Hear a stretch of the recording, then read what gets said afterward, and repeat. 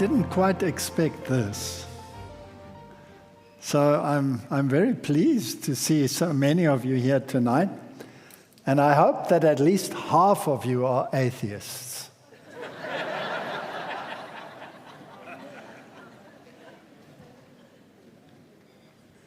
I'm not joking. I'm serious. Because why should you remain an atheist for the rest of your life if you can have something else that's far superior to that? Isn't that right? All right, I was an atheist at the age of 10.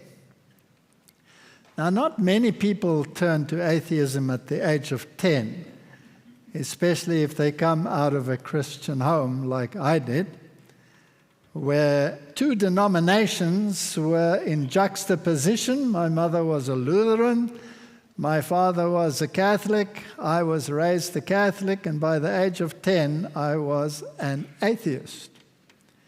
I've also come to the conclusion that atheists are not atheists based on information, but they're atheists based on misinformation.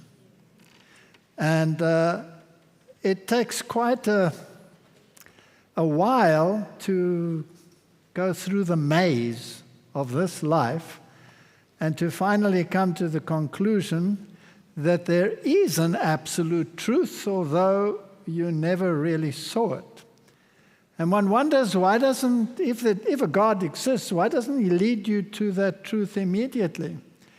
Why does he allow you to walk the maze and take many a wrong turn? As a scientist, I have often had experiments that were total failures. And an experiment that is a total failure is not a failure. It's the elimination of something that doesn't work, so that you can find a different path and see whether that works. And sometimes you have many, many failures before you have an eureka moment, and that's fine, as long as you don't become discouraged because of your failures, because a failure is a learning curve. So in my own life, atheism doesn't mean that you do not believe in anything. It means you believe anything but that God exists. That's it. But you believe everything else.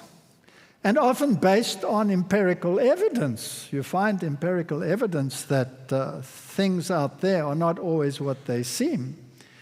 If you become involved in the occult world, as I was involved in the occult world, and you find things moving around without being touched and people in communication with entities that don't have a visible appearance, well, then your senses tell you that there's something going on here that you cannot understand. But what is it? Is it energy? Is it your own energy? Is it someone else's energy?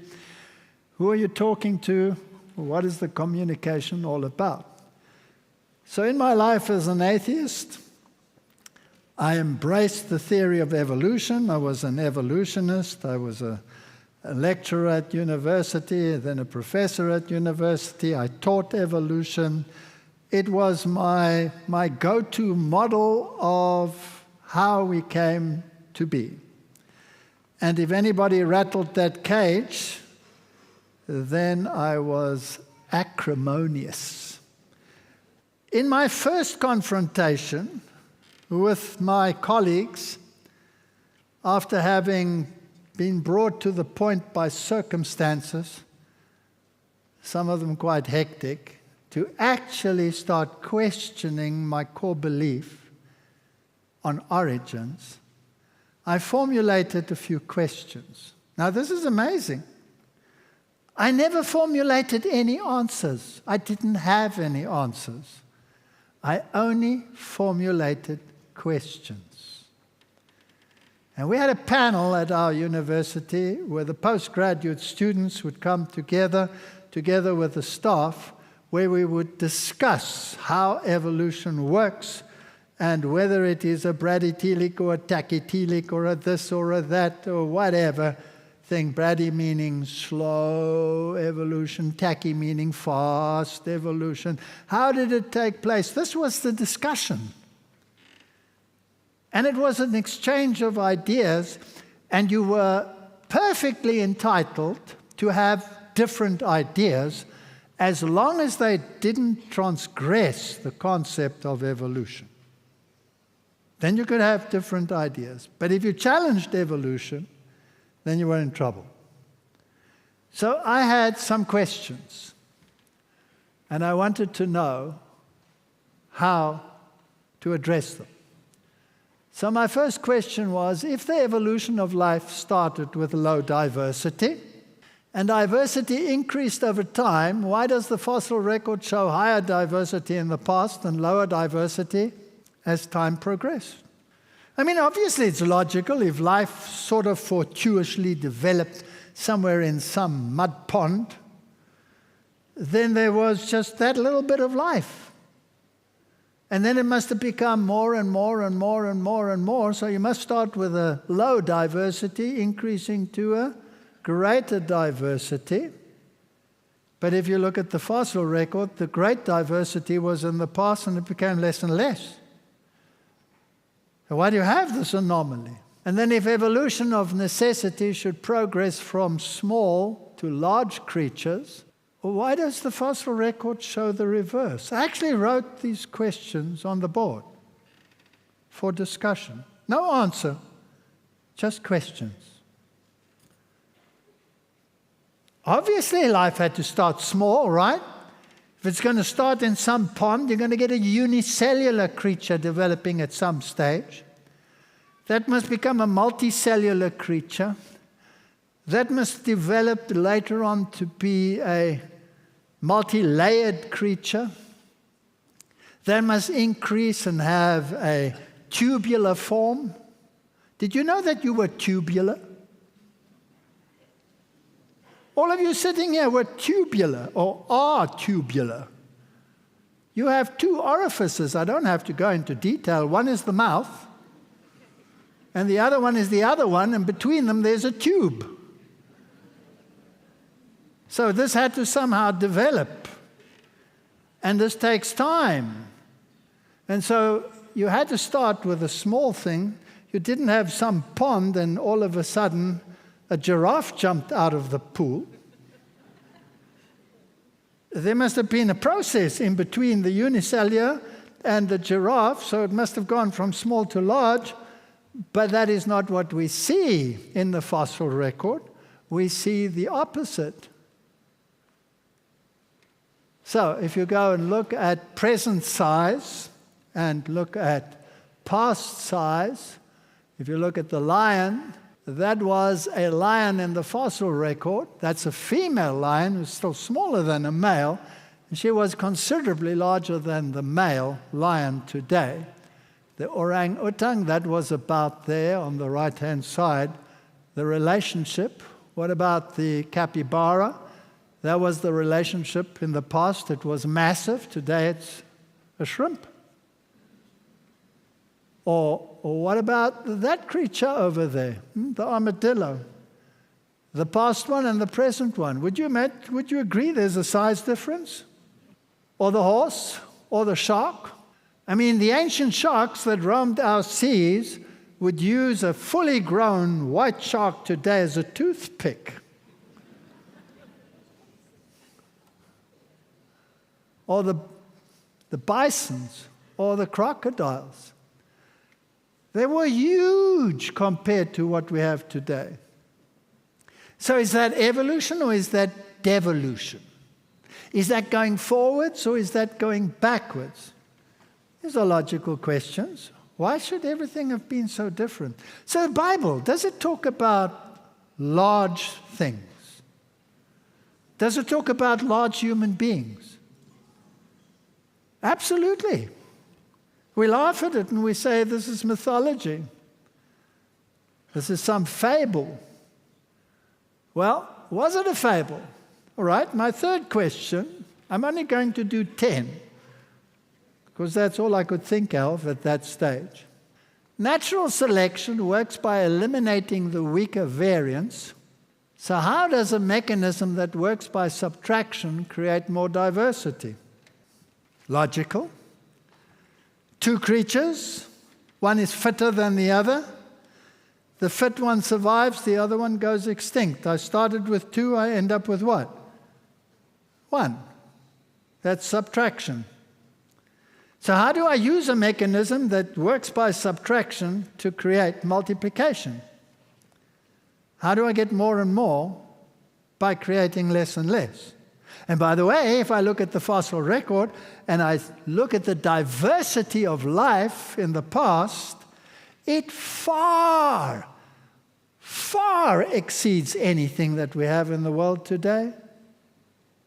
So everything became less and less. So evolution is doing a great job, natural selection at least is, and soon there'll be nothing left.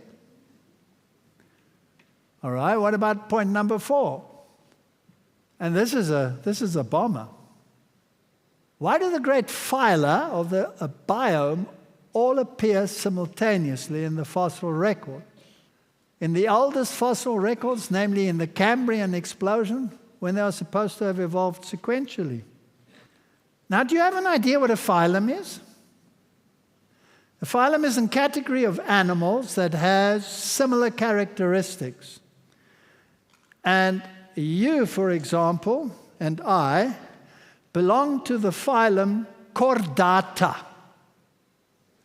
Of one of the subcategories of that phylum is Vertebrata, vertebrates, to which we belong, because we have a vertebrate backbone. But Chordata, whether they have vertebrae or not, even if they have a rod in their back, they are chordates. So there are many, many creatures that belong to a phylum. So if you just take the vertebrates, which is just a subcategory of the phylum Chordata, then you would have the fish in there, you would have the frogs in there, you would have the reptiles in there, you'd have the extinct reptiles, some mammal-like reptiles in there, you would have all the mammals in there. I mean, that's a huge category. And if you compare that with another category, like the mollusks, the mollusca, everything that runs on a muscular foot without any backbone of any nature. So you could have a snail and a squid and an octopus, which works on this muscular system. They all belong to the mollusks. So every seashell that you find, all the creatures that have a muscular foot, all of these snail-like creatures in the world, all of the squids, all of the octopi, they are all part of one phylum. Or the phylum arthropods, arthropoda. Everything that has a jointed leg, like an insect, doesn't have a skeleton. They belong to the arthropods. A huge category, anything from a crayfish to a prawn to an insect to a cockroach to whatever. Anything that you can think of that has these jointed legs, whether it's the fly that irritates you, the mosquito that irritates you, the scorpion that stings you, they all belong to this category. Huge category. Now, think evolution. These totally different organisms, totally different. I mean, the one has an internal skeleton, the other one has an outer skeleton, the other one doesn't even have a skeleton. I mean, it's crazy. All of these appear at exactly the same time. Boom. Is that confusing? That is so confusing. Why do they appear simultaneously in the fossil record? Shouldn't it take millions and millions and millions and millions of years for one to perhaps give rise to another over time? What happened here? And then there's a little bit of a more complicated one. Why do scientists postulate something which they call punctuated equilibrium to explain away the lack of intermediary fossils? Now, you've often heard of the missing link, and people will say maybe there isn't a missing link, but the fact of the matter is there are many missing links. They don't exist, these links. There's no link between an elephant and a giraffe. There's no link. There's no link between any creature from an ape to a human. There's no link. There are conjectures and possibilities, but there's no link. Nothing has ever been found. So why do they have to postulate a scientific thinking pattern which is called punctuated equilibrium? Now let me explain that to you. There are two categories of evolutionists out there. The one they call gradualists, and the other they call punctuated equilibrianists. Now they're quite happy to sit in the same audience and argue with each other about the processes of evolution. They never come to blows, they never fight each other, as long as they stay within the parameters of evolution. So in my own department, the older staff members, they were gradualists. And the younger staff members, they were punctuated equilibrianists. Now, I was a younger staff member, so I was a punctuated equilibrianist.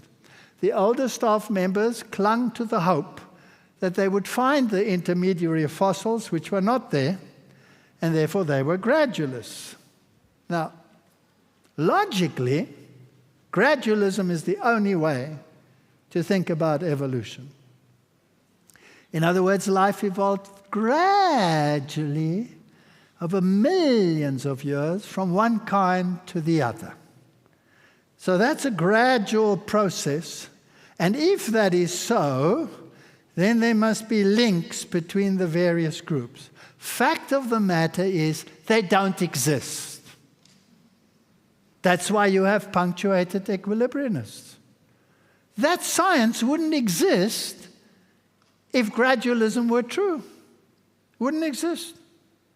There would be no need for it. So what does the punctuated equilibrianist mean?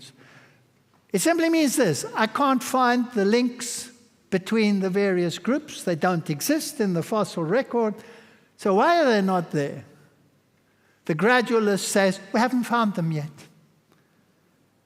And the punctuated equilibrianist will say, let's be real, guys. They don't exist. We have millions and millions of fossils. They don't exist.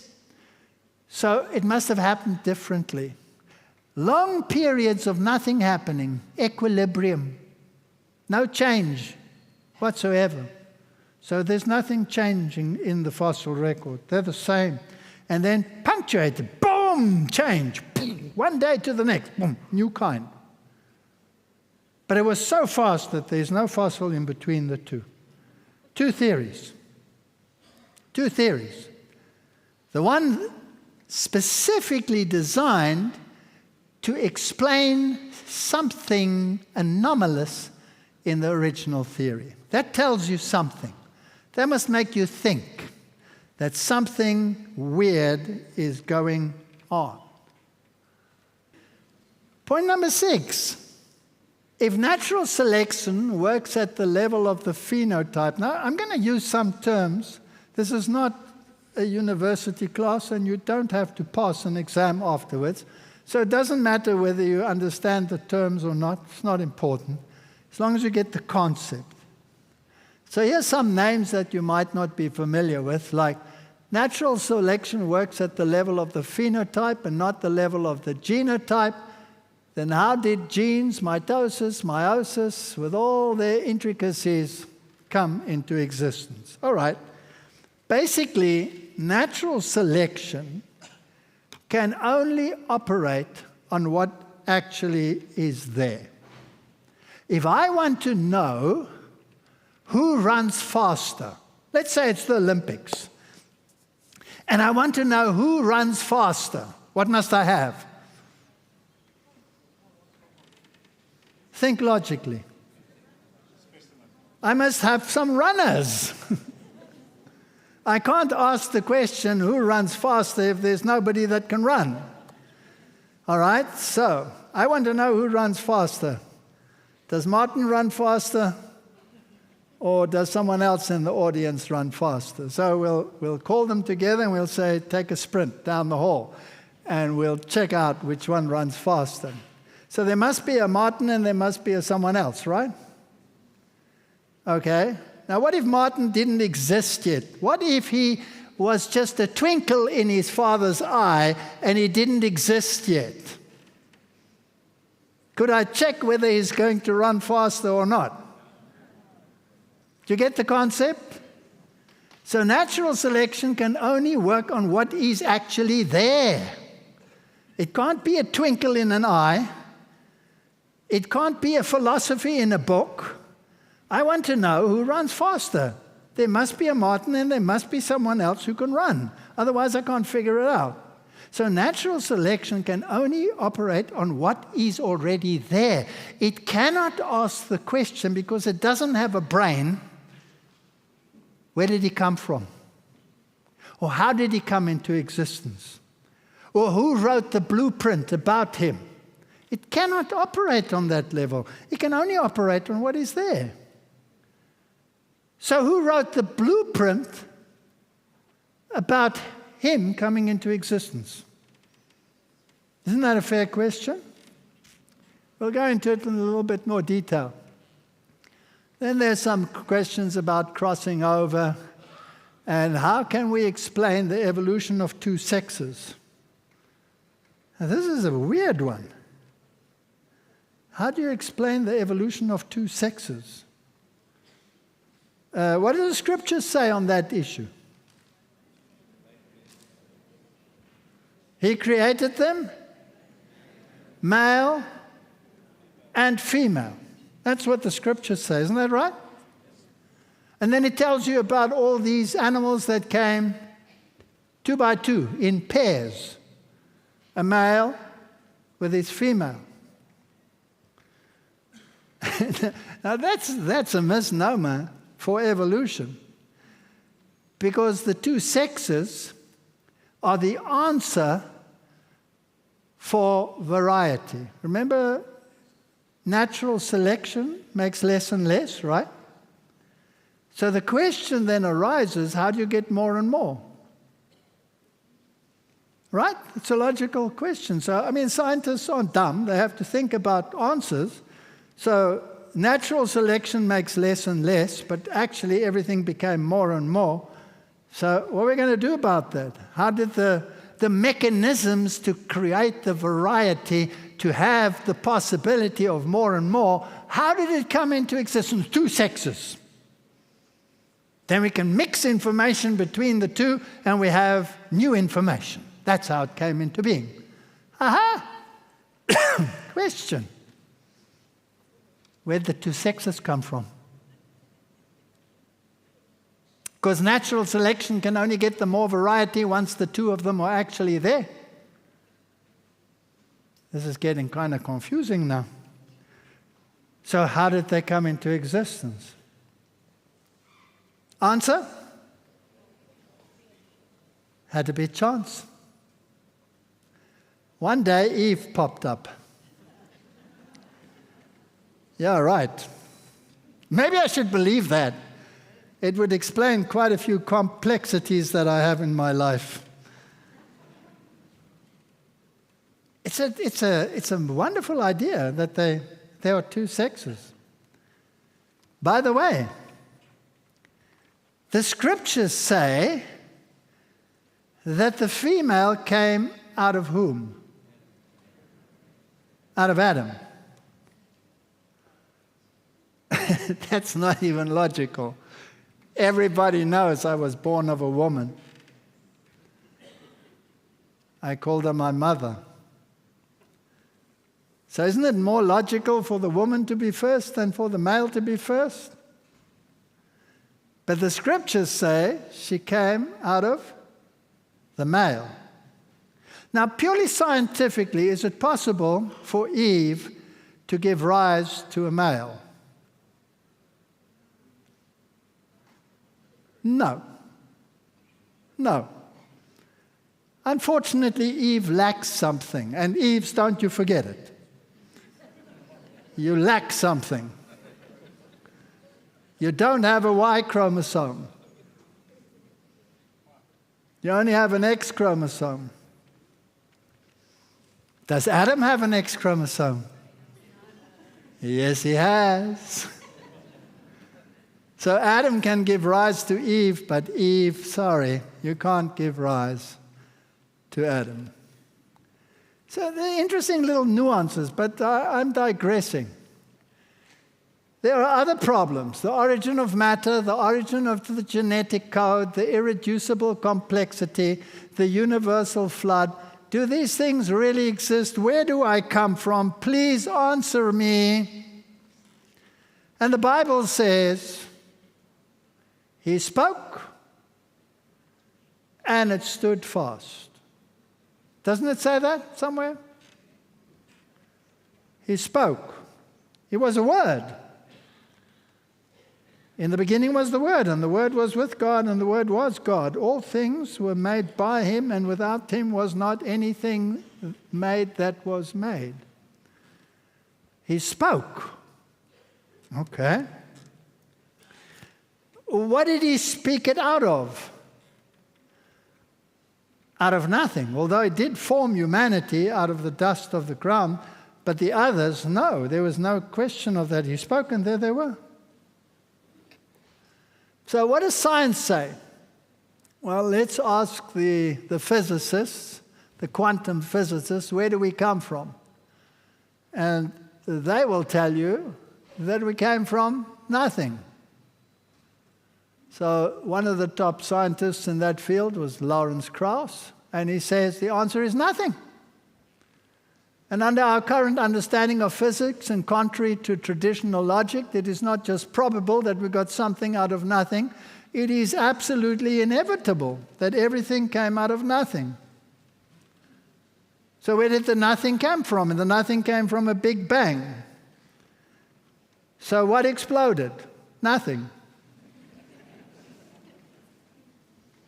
Now I'm talking science. I'm not talking scripture here. I'm talking science.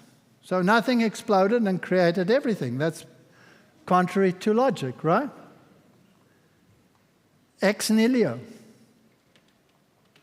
What's the first thing that the scripture says God made? And it was evening, and it was morning, and it was evening the first day. What was the first thing? Light. Let there be light. Okay, what does light consist of? Consists of something called photons. Photons.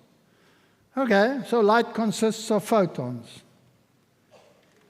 Can a photon hit something and leave its mark? The answer is yes. Have you ever heard of a photographic plate? Or in the old days, a film strip? If you shot a light beam at it, it would leave its mark. It hit it, and it would leave its mark. And then you could develop it, and you could see something. So a photon could actually hit something. Great. So light consists of photons, and photons can actually hit something and leave a mark. So it must be matter. Photon must consist of something, because if it hits something, it leaves its mark. If I throw a pebble at you, it'll leave a mark. You'll have a red spot. Okay, so let's take one photon and aim it at a photographic plate and shoot it through a hole. On the other side, it leaves a mark. One photon.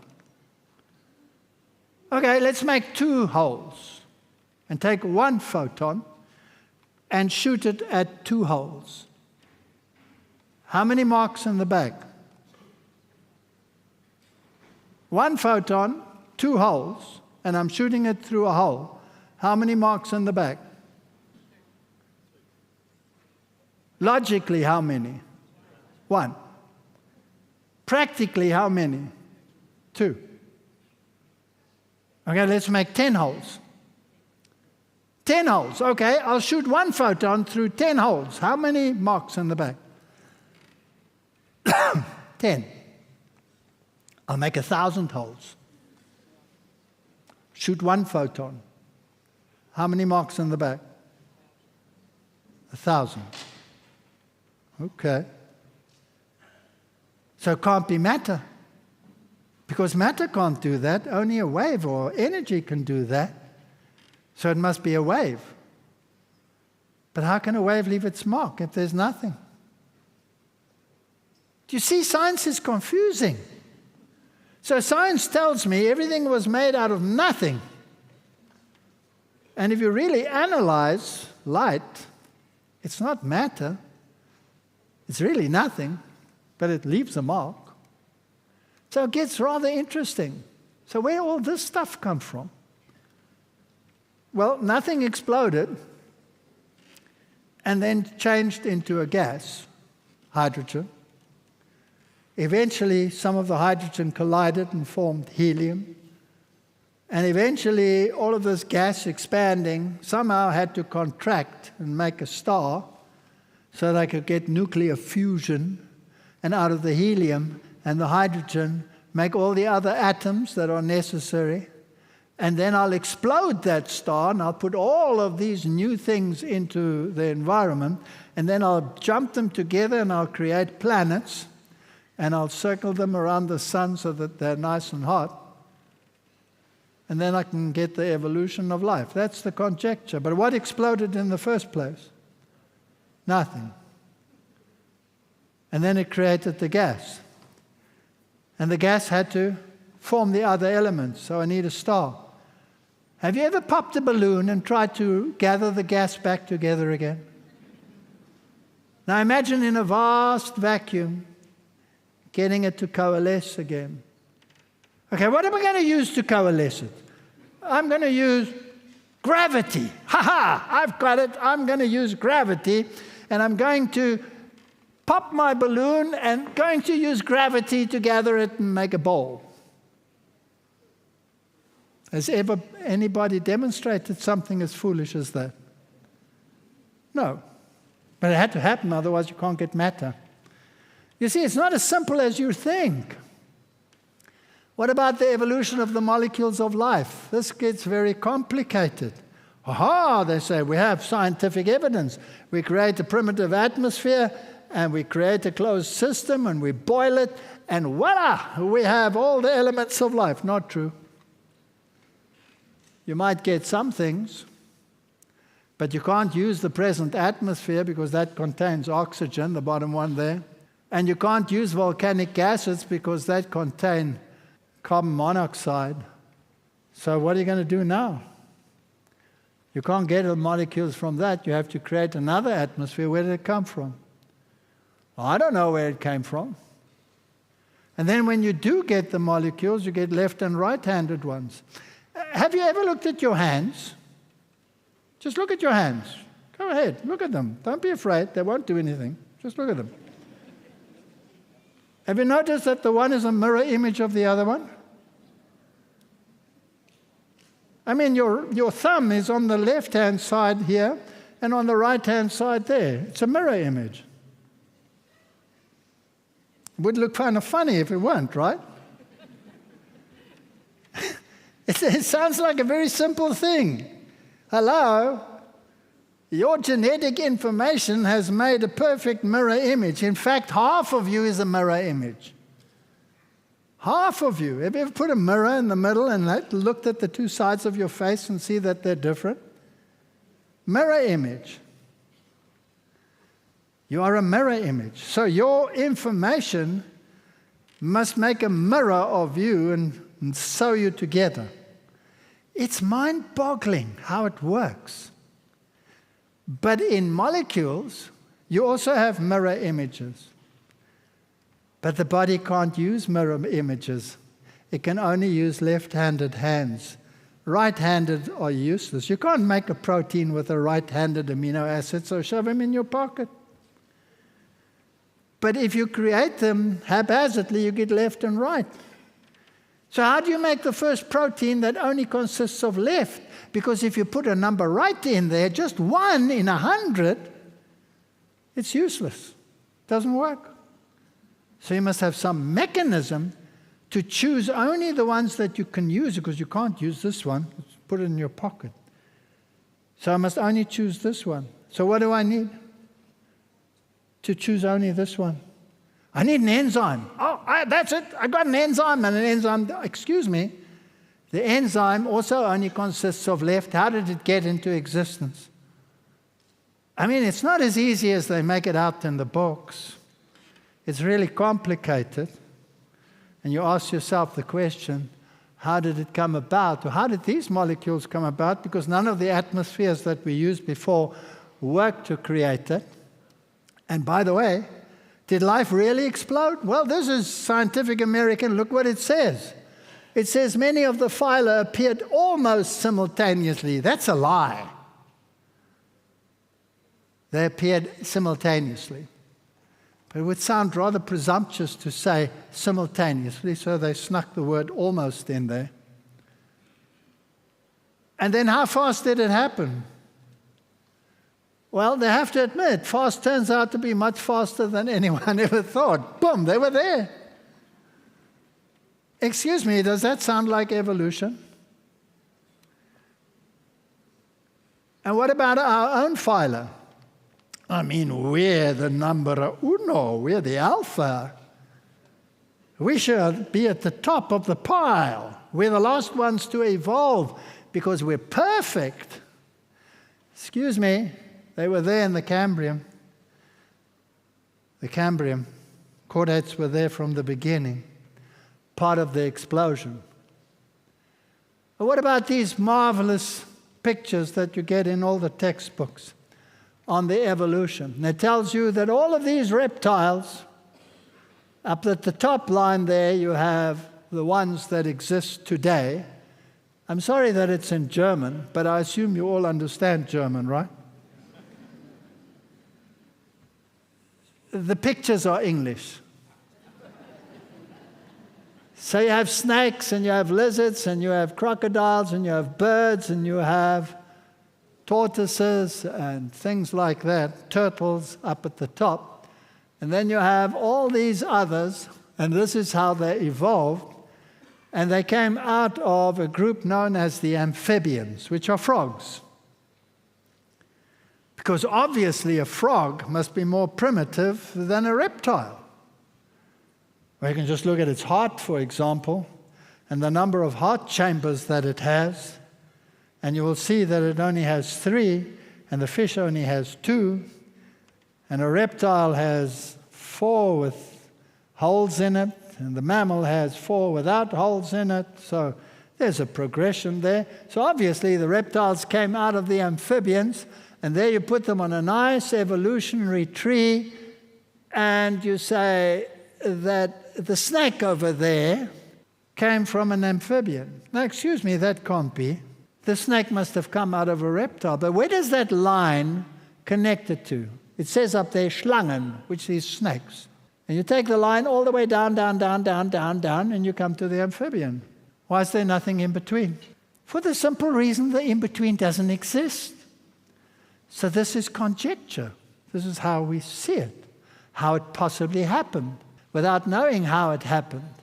So we have all of these beautiful pictures that are based on nothing other than pure conjecture.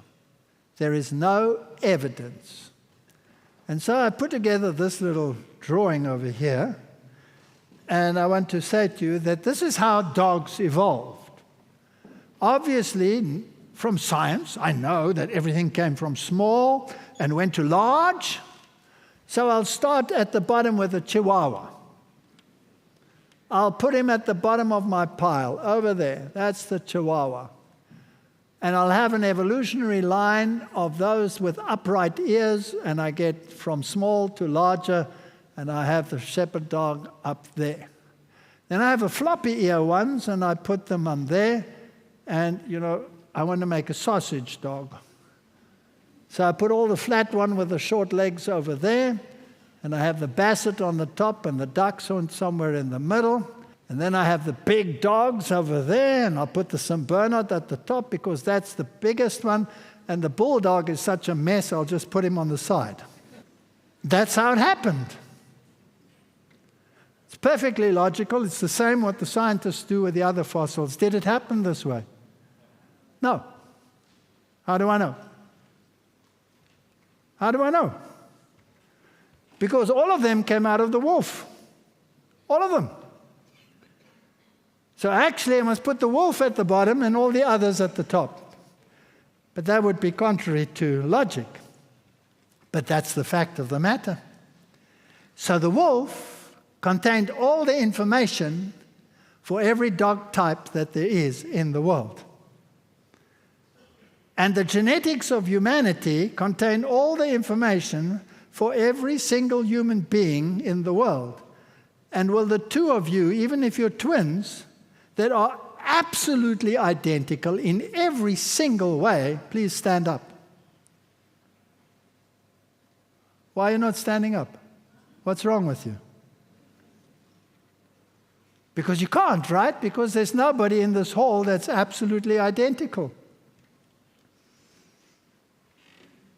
So where does that variety come from? From evolution?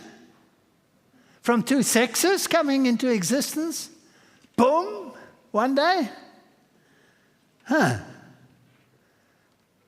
must be built-in variety, so somebody must be a lover of variety. When it comes to the evolution of the horse, that is what you'll say. They'll say the smallest one, of course, at the bottom, we'll call that Hyracotherium. Why would you give it a name like that? Well, because it resembled the hyrax. In good old Afrikaans, somebody said I must use Afrikaans words, so here's one. Dassie, die dassie. So die dassie het die oorsprong gegee aan die perd. The hyrax gave origin to the horse. If you want to believe that, that's what science says. And it will create them from small to large. But the fact of the matter is that all these varieties are contemporaneous, just like you get tall people and short people in the world. What about the evolution of man? All these nice fossil assemblages that they give you in the textbooks. And they'll put Australopithecus at the bottom. By the way, what does the name Pithecus mean? Australopithecus robustus, Australopithecus, whatever, all the different specific names for them. What does the word Pithecus mean? It means ape. So in other words, they were either all ape or they were all human. But there is no intermediary fossil, no matter what they want to say. Now let me just unpack this phenotype, genotype thing for you a little bit more and see that you understand it. Genotype is on the left there, and it's basically what your genes look like. And the phenotype is what you look like. And as I explained, if I want to know if Martin runs faster than John, then Martin and John must both be present and they must exist, so there must be phenotypes. And I don't care about the twinkle in their parents' eyes. So, the phenotype. The genotype came about by chance. Okay. Natural selection had nothing to do with it, because it cannot operate on documents. It can only operate on what's there. Let me make that simple. The genotype is the blueprint as to how to build that aeroplane. The aeroplane is the phenotype. So the book has the information on the aeroplane. The aeroplane can be tested whether it works or not. And you normally put a test pilot in there who gets a heck of a lot of money because it's a dangerous job. What if that thing doesn't fly? And if you want to have selection, then you must have two of them at least. So here's a question. Natural selection works on the phenotype, the genotype came together by chance. You've heard the funny story about, 100 monkeys typing forever and ever and ever, and eventually they typed the Encyclopedia Britannica. You heard that, right? It's never been demonstrated, but that's the theory. That's how it works. Dawkins wrote a book called The Blind Watchmaker.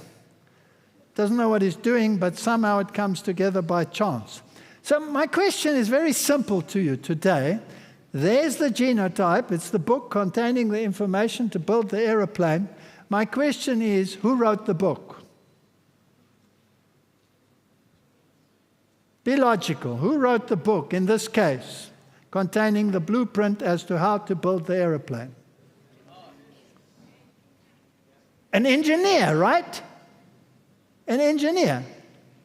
An aeronautics engineer. He wrote the book. Now, in your case, who wrote the book? Who wrote your blueprint? Well, either chance, the 100 monkeys, or somebody wrote the book. Science says it happened by chance. Now, how complicated is the book? The science of genetics is incredibly complex. Nobody has figured it out. They say, oh, we have the genetic blueprint. They have squat. They have nothing. They have a little bit of the gene sequences of what makes something look like it looks, but there are thousands of genes that they haven't got a clue as to what they're doing. They call them debris genes, just because they don't know what they do. Who wrote this book? It's very complicated. Okay. Did you know that genes can be activated and deactivated? That's a very complex thing. You want to switch on a gene and you want to switch off a gene. Okay, let's make it very simple. I have two monitors in the front here. You can't see them, but I can. And I want the one on and the other one off. What must the guy in the back have? He must have a switch. So he can switch that one off. If I say, I don't want that one, I want this one. So he switches that one off and he switches this one on. Question, where did the switch come from? It's got nothing to do with the light, but it has to be there, otherwise I can't switch it on and off. Where did the switch come from in this case? Chance. Chance, put it there. Oh, I can switch one gene off and the other one off. What a wonderful thing. Can I have more than one switch, please? Can I have 10 switches between 10 genes? What if I want to have this one on dim? Oh, that's easy. We'll put a dimmer in the back. Who designed the dimmer in the back to make the one light dimmer than the other one? Some engineer. But when it comes to your genes, who did it? Chance. There's no God. Chance. I'll tell you something, if it doesn't work, you're in big trouble. Did you know that I can go and change my genetic makeup by taking genes, which are called transposons, that orange portion over there, and cutting it out and translocating it to another place where there's a dimmer switch so that it's red less or brighter. So I must be able to put it on bright, I must be able to put it on low. And it's so complicated, and I can create more variety. I can dim a switch, I can brighten a switch. I'm making this very simple now. And did you know that I can go in one generation from a Minnie Mouse to a Maxi Mouse? Just by translocating a gene to a place where the dim switch is on bright. That means the gene gets read more often. So if I want them to grow quickly and bigger, I need growth hormone to be more than in the small mouse. Simple. I'll take the gene that codes for growth hormone, I'll translocate it to a location where there is a dimmer switch that is on bright, And voila, I have a Maxie Mouse, Mighty Mouse. Excuse me, is that chance or is that design? Now this is amazing. As science studied more and more and more about the genes, you don't have to know all this stuff, just contemplate the magnitude of it. They discovered that genes can be put into a resting phase and into an active phase. And so the gene is rolled up around a protein structure which is called a histone, and there the gene is not read. It is quiet. It's on page 70 of your book that you're reading, but you're busy reading page 120. Okay, what's happening on page 120? What's happening on page 70 has been laid to rest. It's been switched off. It's quiet. It's resting. You're not reading page 70 at the same time as you're reading page 120. Switch off page 70. But the next page is page 121. So I want to switch off page 120 and I want to activate page 121. It's done through a process which today we call epigenetics, where something in the environment attaches to something which is called the histone tail, and all of a sudden I can activate and deactivate genes. And for the first time, science realized that I don't only transfer the blueprint of humanity to my children. In other words, when my wife and I have a child, I certainly hope that it's going to be a human being, right? Please let it be a human being and not a frog. So out comes a human being. But did you know that that little human being can inherit my tendencies, my dispositions? If I'm an angry man, or I'm a cheerful man, or I'm an alcoholic, or I'm a pervert, did you know that that child can inherit those tendencies? Because the genes that I have active that create these propensities in me, when they are active, can be transferred to my offspring. And for the first time, science realized I'm not only passing on humanity, I'm passing on my character. My poor kids, they struggle with my propensities. It's my fault. Can they do something about it? Yes, they can. They can. They can adopt a lifestyle or decision-making capacity to counteract my tendencies.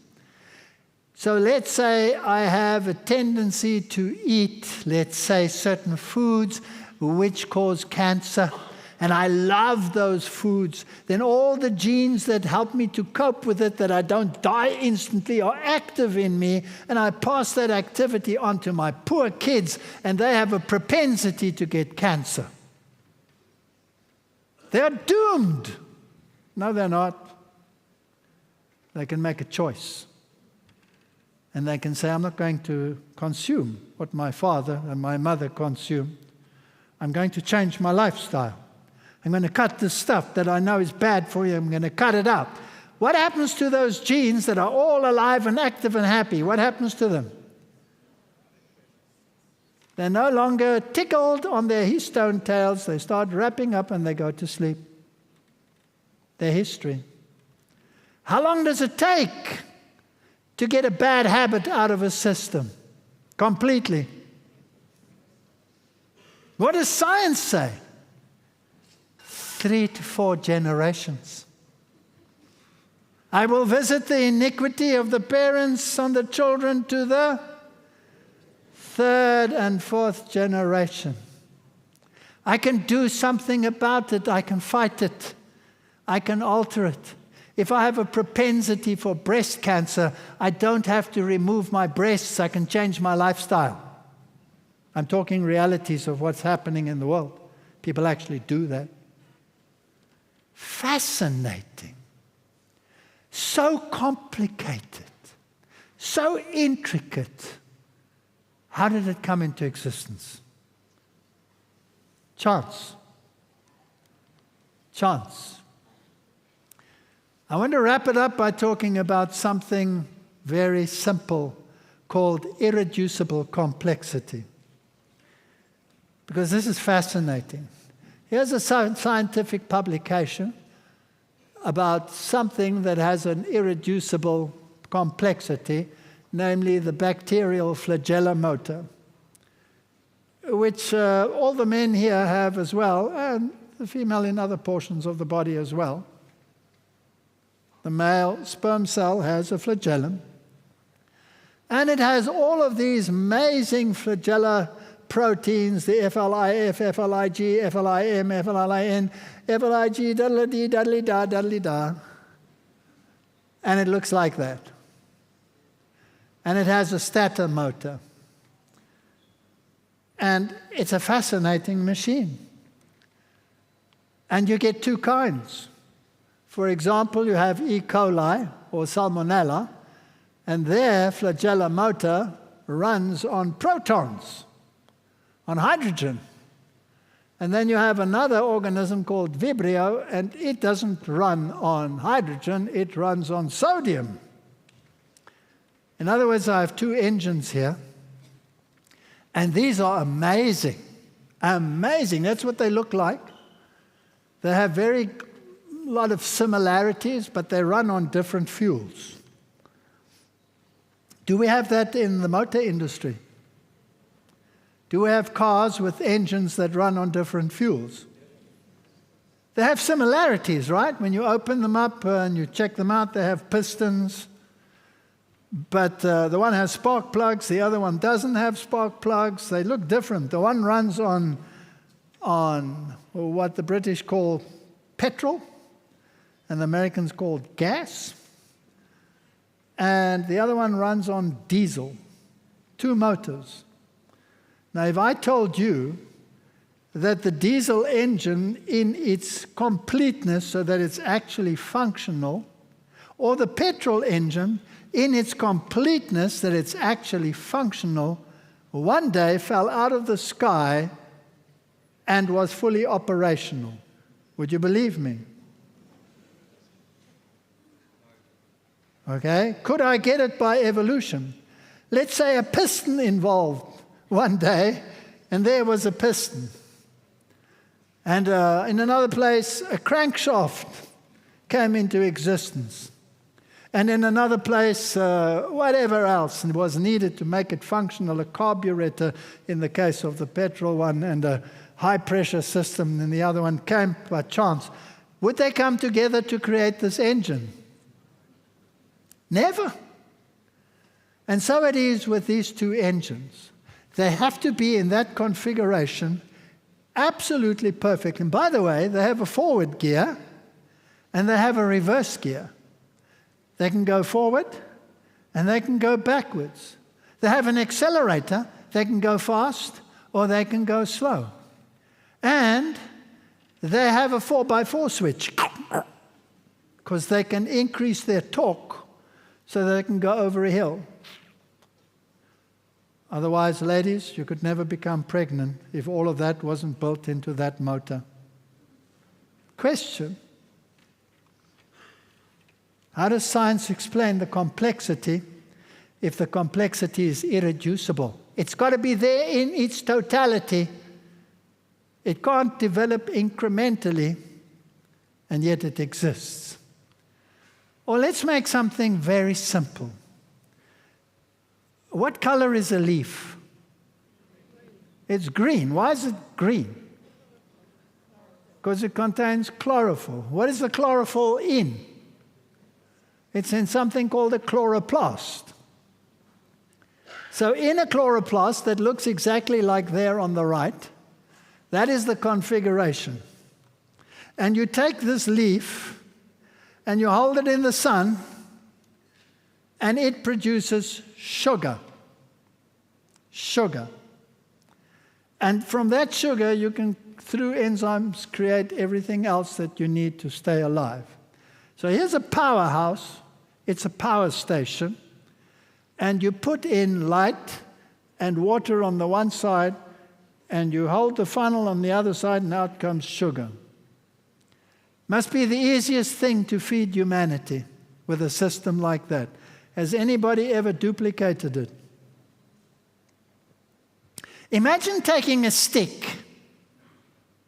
Just take a stick, shove it in the ground, make a hole in the stick, put a bottle underneath, and collect maple syrup.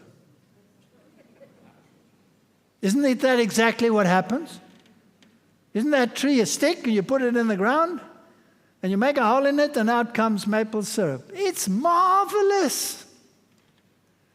How did it come into existence? It has to have that configuration. It has to look exactly like that, or it doesn't work. It's called irreducible complexity.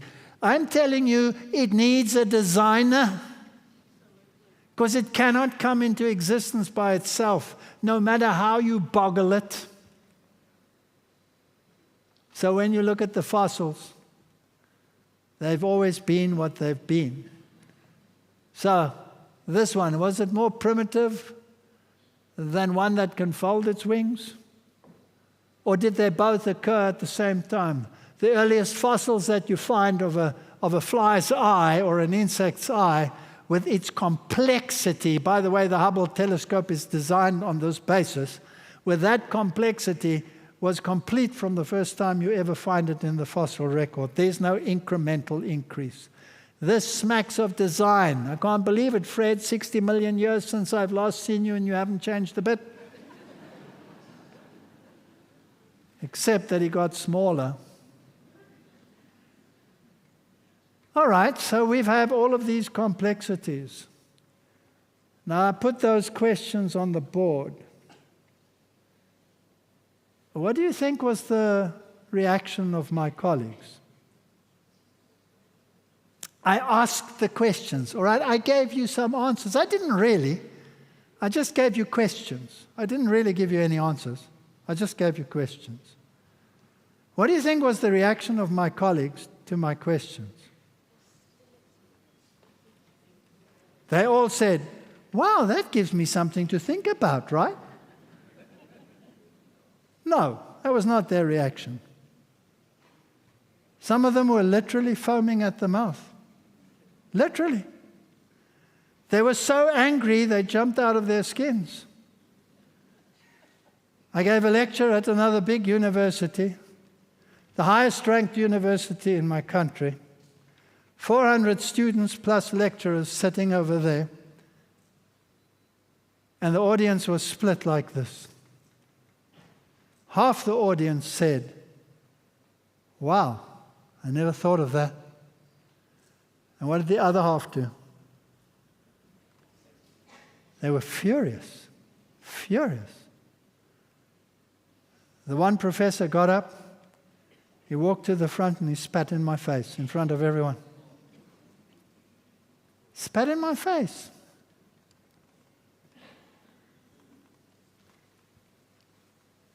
I took a handkerchief and I wiped it off. And I told the story. I said, there was a man, and he took a stone and he threw it down a dark alley. And a dog yelped. What does that mean? It means I hit him.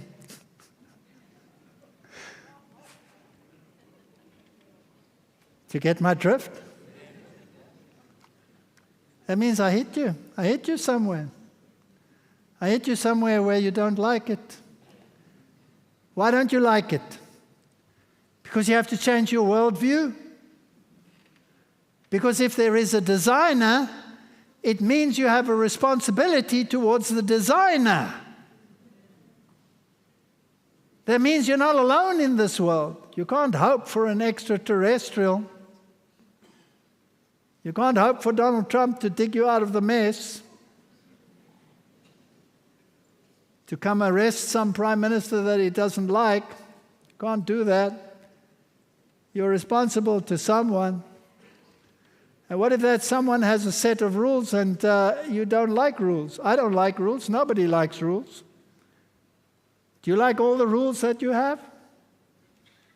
No. Sometimes the pain of not obeying them is worse than the pain of obeying them. So, some people are kept in check by fear. Some people are kept in check by morality. I mean, it differs from person to person. Who cares as long as society somehow operates? But if there is someone out there, and he is the designer, does he then have some connection with me, or does he just leave me? Question. If there is a deity out there, I actually asked that question once. I was sitting in a church and I was feeling miserable about myself, and I needed a priest to talk to. And that priest was out shopping. So I asked his associate people when he would be back. And they said they didn't know. I could sit and wait. So I waited. But his shopping list was very long, so he didn't pitch up. So I figured to myself, well, if I really need this one to ensure my peace of mind, then what happens if he doesn't pitch up and I get run over by a bus in the interim? So eventually I got to the point where I said, if there is a God, then reveal yourself to me. Man, that's the worst question I ever asked in my life, because I got an answer. And that's why I'm standing on this stage. Because I'm telling you that such a God exists. And did you know that He's the only one in all of Scripture, and I'm talking not about only biblical Scripture, all sacred writings in the entire world, that took the responsibility for my actions upon Himself? That's like a father stepping in when the son does wrong and protects him and says, I'll bear the consequences. He actually cared. He actually cared. And then when I look at the world and I see that He's the most maligned, the most misunderstood, the most hated, the most sidestepped individual in the entire universe, I ask myself the question, why? What is it about Him that nobody wants? Or why is it that they want some of Him but not all of Him? Some of them love the redemption side, but they hate the king side, because the king has rules and governments and all kinds of stuff like that. Anyway, I hope I made you think tonight that maybe there's a God out there, and maybe He has a plan. Now, if He has a plan, why is everything in such a mess? He seems to be a pretty poor housekeeper. Do you know what they call him? An absentee landlord. Do you know why so many people don't find truth? It's because they don't seek. They're comfortable with their circumstance. And the Scripture says, seek and you shall find. Knock and the door shall be opened unto you. So sometimes God has to allow circumstances in your life that are perhaps not the rosiest, just to get you to the point where you seek. Is there a God out there with this mess in this world? Is there a God out there that cares when little children go through what they have to go through in this world? When they start cutting them up before they're even 3 years old, good gracious, what's going on in this world? Is there a God out there? Seek and you will find. May God bless you, and thanks for listening.